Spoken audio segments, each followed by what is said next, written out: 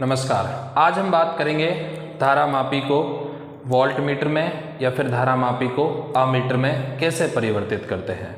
तो हमारे सबसे पहला है कि धारा मापी को अमीटर में कैसे परिवर्तित करते हैं। तो ध्यान रखना, सबसे पहले तो मैं आपको बता दूं कि धारा मापी का जो सिंबल बनाया जाएगा वो इस तरीके से बना जाएगा। यहाँ ये कैपिटल जी हो गया और ये इसका प्रतिरोध हो गया, इसको बोल देंगे आर जी। तो हमारा ये क्या है, धारा मापी का प्रतीक है। आप कहते हैं ना कि भाई धारा मापी, तो धारा मापी का प्रतीक है। ये क्या है, ये धारा मापी का प्रतीक है। कैपिटल जी मतलब गैल्वेनोमीटर, गैल्वेनोमीटर को हिंदी में बोलते हैं धारा मापी। आर जी, जी का मतलब वही गैल्वेनोमीटर, आर का मतलब यहाँ पे रेजिस्टेंस यानी प्रतिरोध होता है। ठीक है, अब हम क्या कहते हैं, इसको धारा मापी को किस में बदलना है, अमीटर में बदलना है। अगर इसको हमें एमीटर में बदलना होगा तो ध्यान रखना, यहाँ पे अपन एक शंट प्रतिरोध जोड़ेंगे और इसका जो प्रतिरोध होगा वो अल्प होगा, इसको बोल देंगे आर एस। एस बोले तो शंट। शंट हमेशा मतलब होता है कि अगर कोई प्रतिरोध को समांतर क्रम में जोड़ा जाता है तो उसको लगभग क्या बोला जाता है, उसको शंट बोला जाता है। तो यहाँ पे ध्यान रखना, यहाँ जो आपके सामने आर जी है ये तो है धारा मापी का प्रतिरोध। ठीक है, उसी जैसा हमारा अगर हम बात करें यहाँ पे अपना दूसरा क्या है आर एस, तो इसको बोल देंगे अपन शंट प्रतिरोध। शंट प्रतिरोध, ध्यान रखना ये जो आपका शंट प्रतिरोध है ये अल्प होता है। क्या होता है, अल्प। लेकिन धारा मापी का प्रतिरोध शंट प्रतिरोध से भी ज़्यादा अल्प होता है। अब प्रतिरोध इसका अल्प होगा तो जो मुख्य धारा है, अधिकतम धारा वो इसमें से प्रवाहित हो जाएगी। थोड़ी बहुत धारा इसमें से प्रवाहित होती है, लेकिन अधिकतम जो धारा हमारी प्रवाहित होती है वो धारा मापी से हो जाती है। तो हमारा जो धारा मापी है वो किसकी तरह काम करता है, अमीटर की तरह काम करता है। कैसे काम करता है, अमीटर की तरह काम करता है। तो अपन ये कह सकते हैं कि धारा मापी को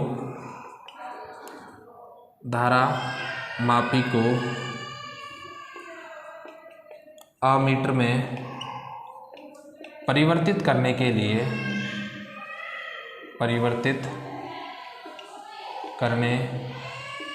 लिए एक समांतर क्रम में शंट प्रतिरोध जोड़ दिया जाता है।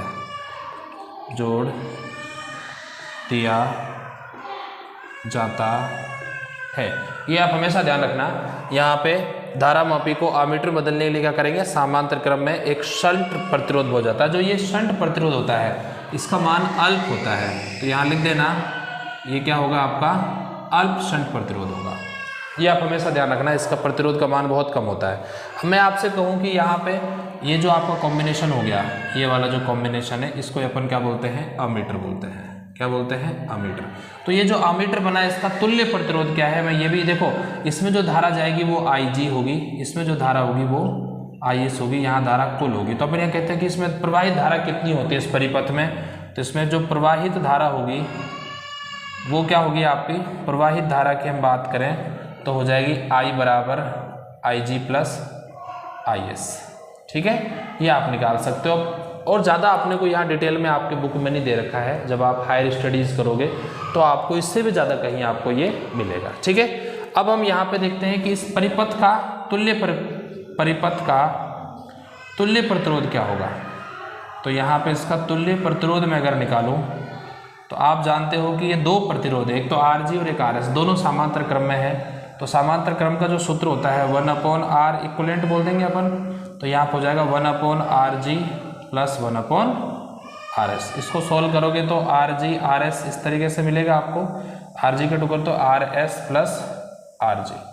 यानी अपन इसको अगर r इक्वलेंट को ऊपर ले जाएंगे तो ये उल्टा हो जाएगा, तो यहाँ से लिख देंगे r इक्वलेंट। ये जो सिंबल होता है ना ये और का होता है, यानी या इक्वल नहीं है ये, इसको अपन या बोलते हैं इस तरीके से। तो r इक्वलेंट हो जाएगा अपना rg rs upon rs plus rg। ये क्या हो गया, इस परिपथ का तुल्य प्रतिरोध हो गया। क्या हो गया, ये इस परिपथ का तुल्य प्रतिरोध हो गया। अब हमारा ये धारा मापी एमीटर बदलना कंप्लीट हो गया। अब हम देखते हैं धारा मापी को वोल्ट मीटर में कैसे परिवर्तित किया जाता है।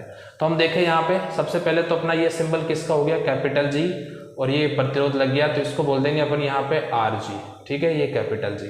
ये कैपिटल जी यानी प्रतिरोध। ये तो किसका सिंबल प्रतीक हो गया, आपके धारा मापी का प्रतीक हो गया। अब क्या है, इसमें एक उच्च प्रतिरोध लगाया जाता है, ये उच्च प्रतिरोध लगाया जाता है। क्या लगाया जाता है, उच्च प्रतिरोध। इसको अपन क्या बोलते हैं, RH बोलते हैं भाई। कई बार इसको रियोस्टेट बोला जाता है ना, तो ये RH का मतलब यहाँ पे वही हो जाता है आपका रियोस्टेट, ठीक है। RH ये उच्च प्रतिरोध। अब जो ये आपको ये जो परिपथ दिखाई दे रहा है, इसको अपन बोलते हैं वोल्ट मीटर। क्या बोलते हैं इसको, वोल्ट मीटर। अब इसमें भी देखो, अब इसमें बात करें तो अपन कह सकते हैं धारा मापी को वोल्ट मीटर में परिवर्तित करने के लिए क्या करते हैं अपन, एक उच्च प्रतिरोध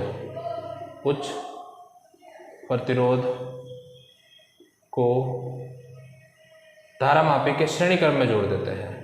धारा मापी के श्रेणी क्रम में